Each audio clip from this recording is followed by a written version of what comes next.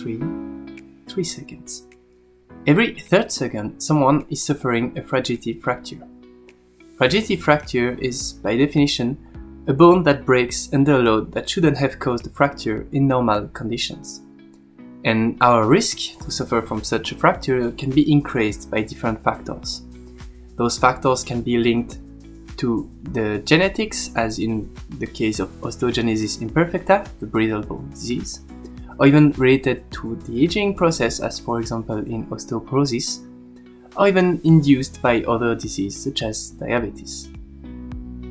You might know it from experience, but bone fracture is painful.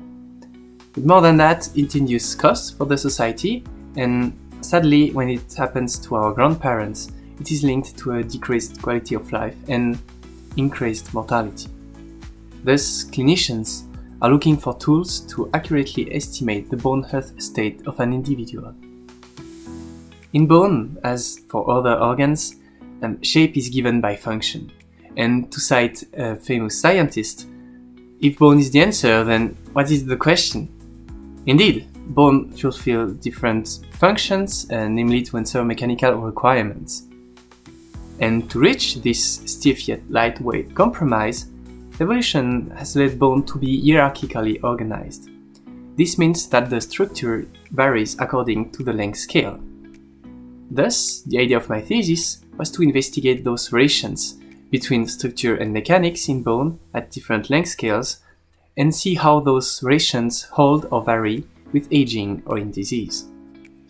To do so, the first step was to investigate achievements and limitations of state-of-the-art clinical tools.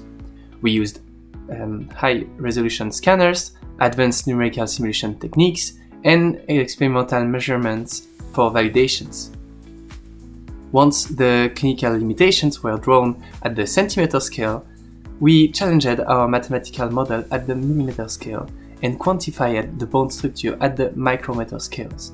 We did this using a machine learning model that we developed ourselves. What we have shown is that the bone capacity to be adapted to mechanical load is extremely robust.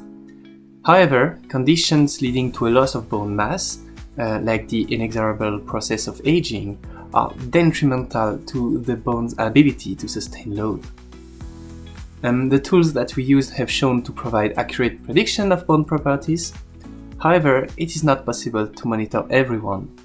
Thus, our best strategy to prevent fragility fracture might remain to practice sport and eat healthy.